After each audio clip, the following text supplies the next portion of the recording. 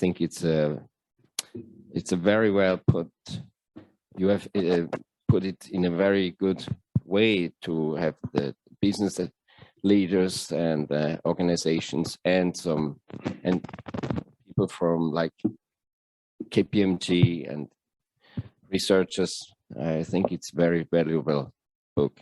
So I think I've realized, especially during COVID pandemic, that now it's time for us, the business leaders, the organizations, to have a voice in two ways, internal and external.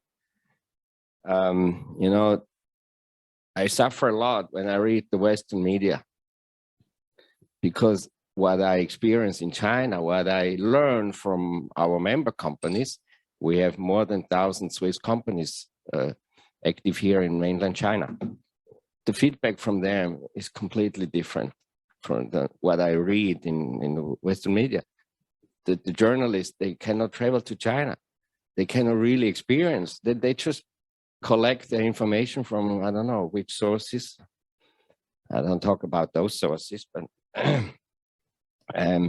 also now it's really time to externally to have a voice of the business community, international business community, and the international business leaders here in China to tell people around the world what's really going on here. It's not enough just to have internal meetings. We also have to do PR now in our countries, around the world, talking to journalists and media. And of course, in China itself, as Jörg Wuttke has mentioned, to talk to policymakers. I mean, several hundred proposal of the EU JAM is really something very valuable.